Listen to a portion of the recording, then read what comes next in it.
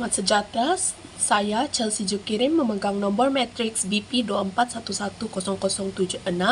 Pada hari ini saya akan memulakan video ini dengan menunjukkan cara untuk install NVivo. Baiklah, pertama sekali kita akan masuk ke dalam Google dan kita cari NVivo download.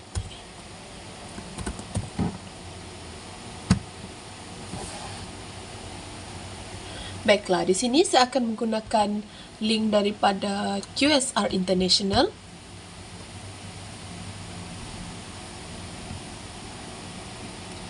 Okey, di sini paparan ini kita boleh nampak kita perlu create an account to get started. Jadi, kita masukkan nama kita di sini.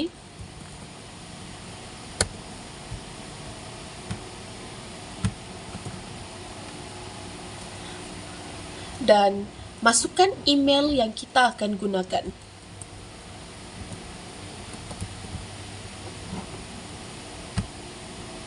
Seterusnya, tekan send verification code dan kod akan dihantar terus ke email kita. Masukkan kod di sini.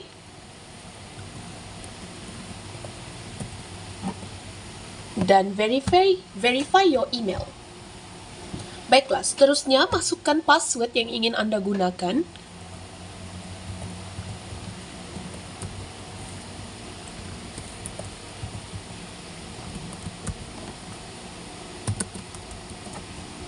Dan jangan lupa confirm your password. Masukkan password yang sama juga.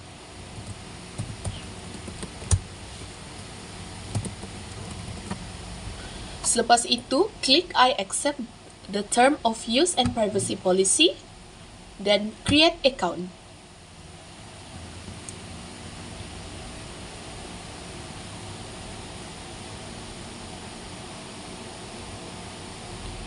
Sekarang kita perlu completekan NVivo setup kita. Masukkan industri. Kita pilih academic. Seterusnya customer type. Kita pilih individual dan negara. Masukkan negara tempat kita tinggal sekarang. Malaysia. Seterusnya, klik dua kotak yang ada di bawah ini dan complete sign up. Okey, bila kita nampak paparan seperti ini, kita tengok di bahagian sebelah kiri ini ada tulis NVivo, kita tekan dan tekan download. Baiklah, apabila file itu sudah siap di-download, kita akan buka file itu.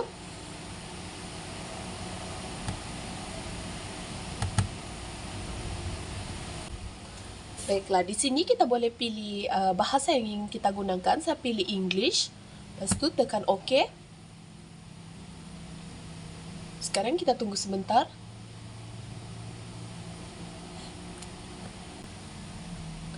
Baiklah, di sini kita cuma perlu tekan next. Kamu boleh baca dari atas sampai ke bawah ini dan seterusnya tekan I accept the term in the license agreement. Dan seterusnya tekan next. Tekan next lagi. Tekan next juga. Dan install.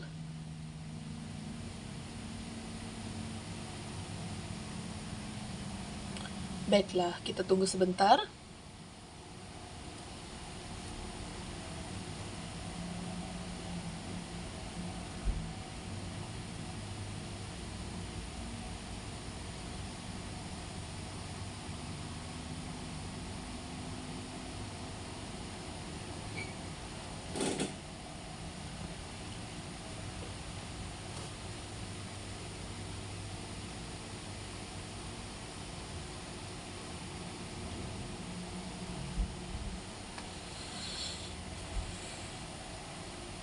Okey, selepas itu kita tekan finish.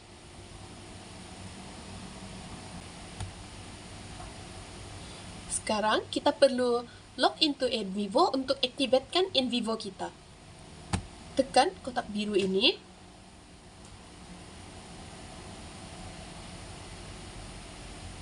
Tunggu sebentar.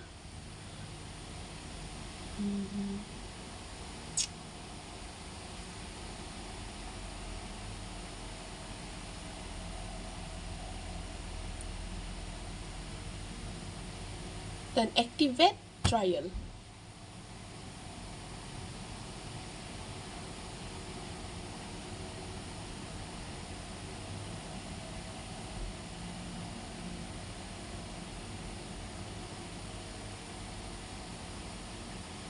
Oke, sebentar ya.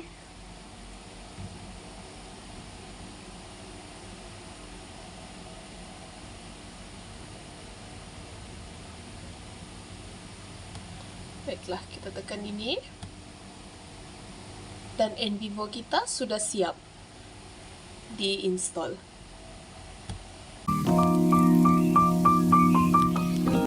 Oke. Baiklah, sekarang saya akan tunjukkan cara untuk import files dan media. Pertama sekali, kita create new project. Kita namakan project kita di sini sebagai PT 13803 dan tekan next, lepas itu create project.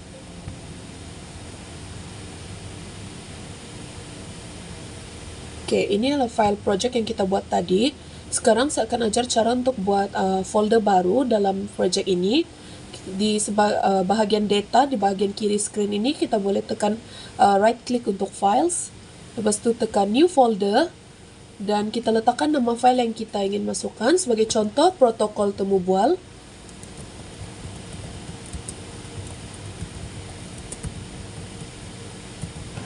Lepas itu kita tekan OK. Dan di sini kita boleh lihat file itu sudah dibuat. Seterusnya saya akan tunjukkan cara untuk masukkan file ke dalam folder ini. Kita tekan import dan files. Seterusnya kita cari file yang ingin kita masukkan sebentar tadi.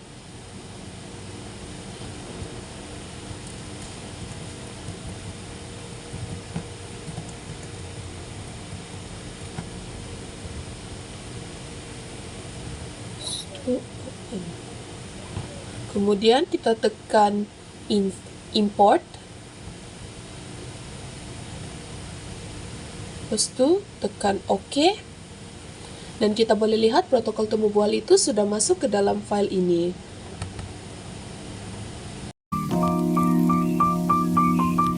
Baiklah, untuk bahagian seterusnya, saya akan mengajar cara untuk link pictures to text. Sebagai contoh di sini kita boleh lihat, kita tekan nomor 1 di sini. Kita boleh lihat gambar ini telah highlight menara jam UMS.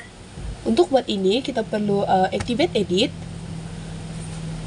dan kita pilih gambar yang ingin kita highlight.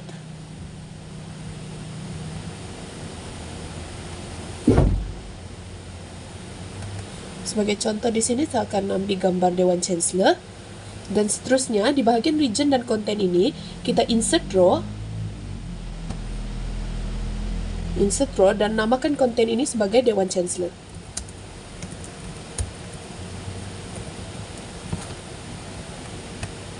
Seterusnya kita deactivate edit dan kita boleh tekan nomor 2 di sini dan kita boleh lihat gambar Dewan Chancellor sudah di-highlight.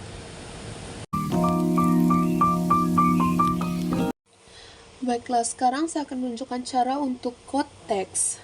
Oke, pertama sekali saya akan menggunakan contoh transkrip temu bual yang kami telah sediakan.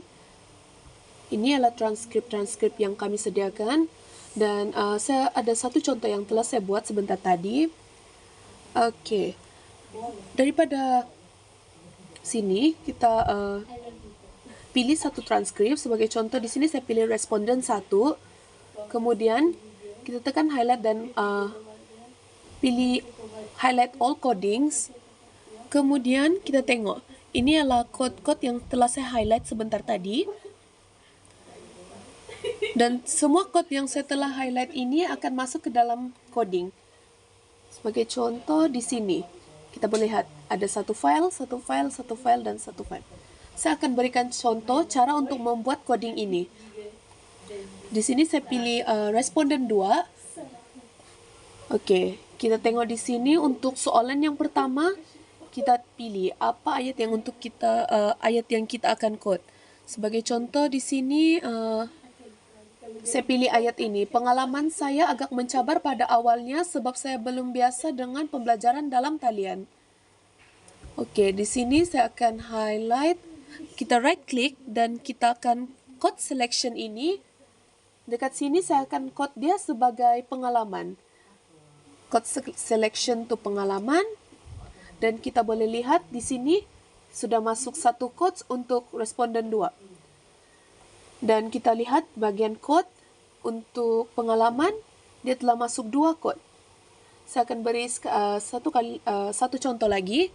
Untuk soalan kedua di sini, apakah kelebihan utama pembelajaran sejarah dalam talian?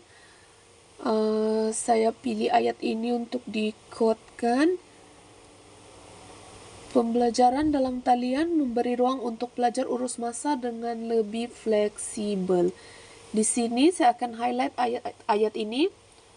Right click, code selection, saya akan code dia sebagai kelebihan.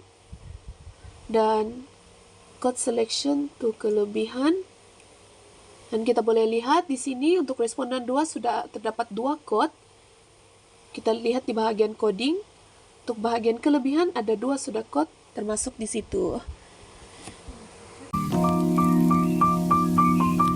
Oke, seterusnya saya akan menerangkan bagaimana kita menggunakan memo. Oke, kita pergi ke file, kemudian kita pilihlah satu transkrip di sini ataupun file di sini. Lepas itu contoh kita memilih transkrip responden pertama. Kemudian kita tekan right click dan pergi ke memo link dan seterusnya ke link to new memo. Klik nih, kemudian kita buat dia punya notes R1 notes. Oke, kemudian kita tekan OK.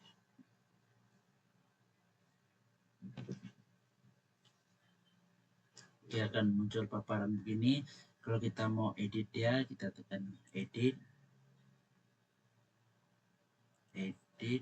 Nah, itu kita buat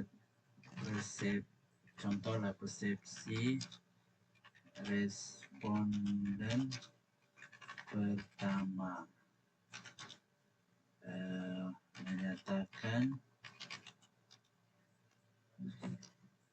segala kebaikan kelas online. Oke, begitu. Kemudian jangan lupa untuk antik edit ini supaya jika kita tidak edit dia lah. Oke. Kemudian untuk menyimak kita punya notes, kita punya memo, kita pergi ke notes dan kita pergi ke memo. Kemudian notes kita akan muncul di sini.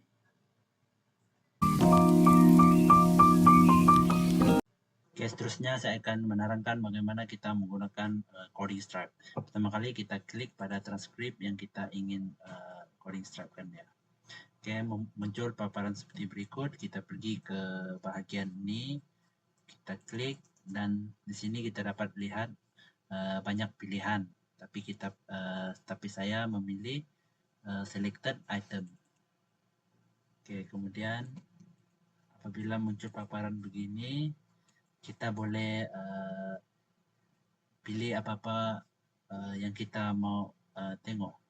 Contohnya kalau saya klik keburukan dan masalah internet. Oke, lepas itu kita tekan OK. Lepas itu coding stripe ini akan muncul pada paparan kanan kita. Sini kita dapat melihat terdapat ada beberapa highlight yang dia sudah highlightkan. Jika kita tekan ini, kita dapat tengok highlightnya begitu nih. Kemudian apabila kita tekan pada right click, kita tekan uncode, nah dia terus hitam begini. Dan kita tekan tekan right click nih, uncode. Oke. Kemudian terdapat 2 arrow di sini yang dapat vertical labels dan horizontal labels. Begitulah. Mana tadi tuh? Tahu lah. Oke, salam sejahtera semua. Nama saya Alberman Indri, Bometrix BP 24110193. Dalam video ini saya akan menjelaskan bagaimana kita identify terms menggunakan NVivo ini. Pertama, kita tekan file, lepas itu kita select lah mana file yang kita mau identify terms. Di sini saya pilih, ini saya pilih, oke, saya pilih semua nih. Lepas itu tekan right click and then auto code. Lepas itu pastikan kita pilih identify them. Next, oke, kita tunggu download.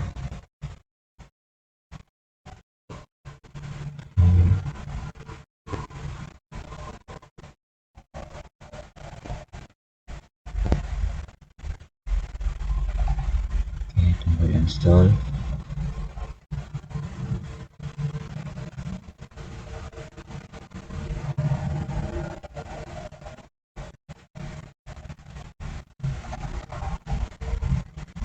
Oke, jadi dia akan keluar macam ini lah selepas kita identify tadi itu.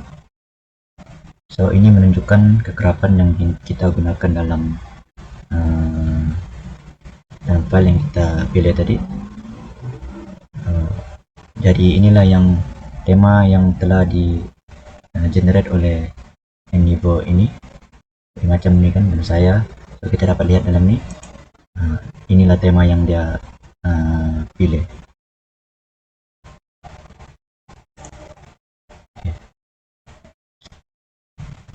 Nah, kita select lah mana yang kita mau dalam ini, dan saya select semua. Terusnya the next saja. Terus itu pastikan ya code sentence, dan kita finish.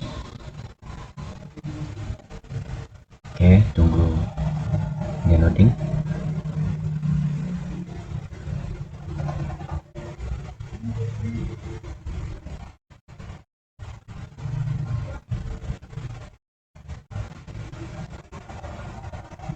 Oke, jadi dia akan keluar macam ini lah dalam format AutoCode terms result dan compare by number of coding.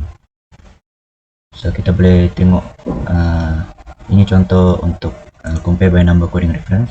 Kita boleh tengok dalam format ini ataupun dalam format AutoCode semacam ini. Nah, sini lah dia akan muncul macam ini. Kita dapat tengok lah mana mengikut kesesuaian masing-masing.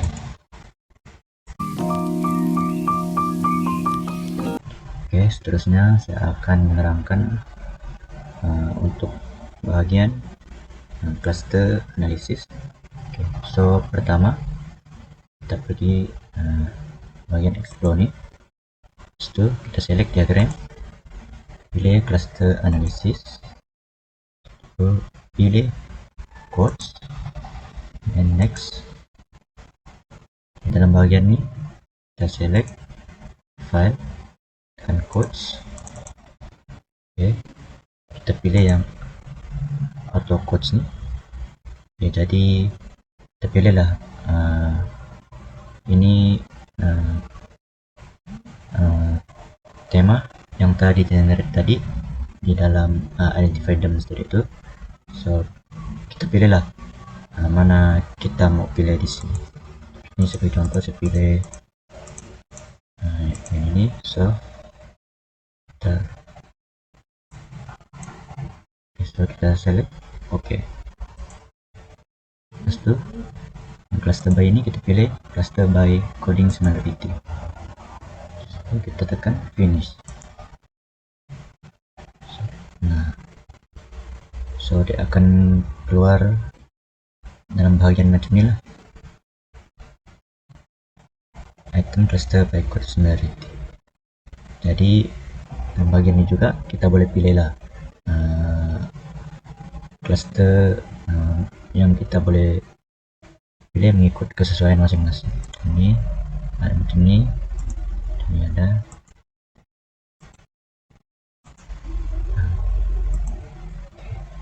Oke, itu saja daripada saya. Sekian, terima kasih. Oke, seterusnya saya akan menjelaskan tentang explore diagram.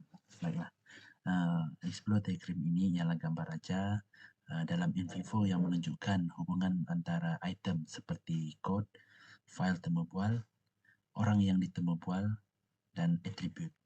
Oke, tujuan explore diagram ini adalah untuk melihat dengan jelas siapa kata apa, kod mana berkait dengan siapa, file mana yang ada tema tertentu, dan tema mana yang selalu muncul bersama. Dan kegunaan explore diagram ini adalah untuk faham hubungan data dengan cepat, mudah membuat analisis tema, dan nampak pola yang tersembunyi. Oke, baiklah. Untuk mencipta explore diagram, pertama kali kita akan klik code di code ini, kemudian akan muncul paparan seperti berikut. Kemudian kita pilih satu code, contohnya kelebihan yaitu kelas fleksibel. Oke, kita klik, kemudian kita pergi ke explore dan kita cari diagrams. Oke, kemudian ada banyak pilihan di sini dan kita klik ya bagian explore diagram. Oke, kemudian akan muncul paparan seperti berikut di mana kelas fleksibel berada di tengah dan berikut merupakan file-file yang menyatakan kelebihan kelas secara online adalah kelas fleksibel. Oke, untuk kita nampak di sini terdapat dua kotak yang dicek, yaitu cases coding dan file codes. Untuk kita lihat, kita boleh tekan uncheck itu cases coding. Kemudian kita nampaklah begini. Oke, seterusnya kita boleh mengubah fokus ini. Contohnya seperti ini. Kita klik satu file, kemudian kita klik change focus. Dia akan muncul paparan seperti ini, di mana dalam transkrip responden pertama ini mengatakan ada masalah internet tercekap, keburukan, kelebihan, sukar fokus, kelas fleksibel, kurang stres, dan seterusnya lah. Oke, untuk kembali kepada explore diagram, dengan simple kita tekan back. Oke, itu saja. Baiklah, untuk mencipta mind map, pertama kali kita pergi ke visualization, kemudian kita tekan maps.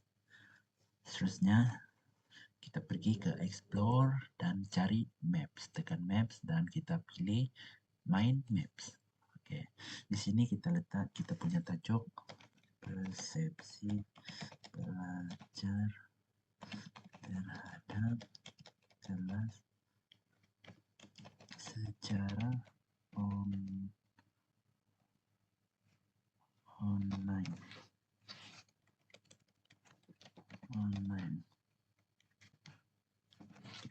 Kemudian kita tekan OK. Oke, di sini dia punya yang utama lah, yaitu tajuk kita persepsi pelajar terhadap kelas online. Kemudian kita tekan child idea dan keluar begini. Ini dia punya kelebihan dan tekan lagi kekurangan. Di sini kita boleh keluarkan lagi dia punya cabang dengan menekan child idea. Oke, di sini kelebihannya cuma close. Lepas itu kemudian tekan lagi kelas fleksibel. Ya, sama juga dengan dia punya kekurangan ini. Untuk cipta dia punya banyak cabang, kita tekan child idea. Kekurangan, gangguan dalaman, kemudian masalah internet. Kemudian kita setelah selesai begini, kita boleh pergi ke floating idea. Ini untuk dia punya idea for brainstorming lah, notes or part idea. Oke, kita tekan, kita buat persepsi belajar. Oke, dia punya floating idea ini boleh bergerak. Oke, kita letak di atas sini. Oke, kemudian setelah selesai kita pergi tekan edit. Oke, kemudian kita pilih yang ini. Kita boleh edit dia punya fields, yaitu kandungan dalam itu kita boleh letak. Dia punya tukar sudah. Kemudian kita juga boleh tukar edit dia punya border color. Contohnya kita letak hitam, hitam sudah. Begitu juga dengan border width. Ini kita pilih yang besar, kecil. Okay. Kemudian setelah selesai kita create apps code for our cases. Okay, tekan OK. Kemudian untuk kita save mind map ini, kita tekan right click pada kita punya mouse dan kita pilih export map. Oke, di sini kita pilih file mana kita mau simpan. Contohnya desktop. Oke, save. Oke. Untuk semak dia punya mind maps, kita pergi di visualization dan tekan map. Kita tekan. Terusnya untuk mencipta project map, normal lagi kita pergi ke visualization dan tekan map, kemudian pergi ke explore dan cari maps, dan kita cari project maps, dan kita buat tajuk flowchart of codes. Lepas itu kita tekan OK. Dan keluar paparan begini, kita pergi ke coding, tekan codes, dan salah. Oke, contohnya kita ambil ini, kita drag dia ke sebelah. Kemudian sama juga dia punya isi ini di sebelah. Drag sebelah dan sebelah. Oke, seperti yang kita tengok sini, dia terus berhubung dengan dia punya isi lah. Oke. Lepas itu di sini kita dapat drag, ubah dia punya arah kedudukan nih. Selain itu kita juga boleh pergi ke sini, tarik ke circular, hierarchical, dan layer directed graph. Itulah. Oke. Terusnya kita tekan alamat. Oke. Kemudian setelah itu kita pergi ke show associated item. Kita tekan dan ambil ini, kita drag ke sebelah. Lepas itu drag ke sebelah. Oke. Di sini kita dapat dua file ini berhubung antara satu sama yang lain. Oke. Untuk menyimak, kita tekanlah file ini. Siap. Inilah dia punya bukti.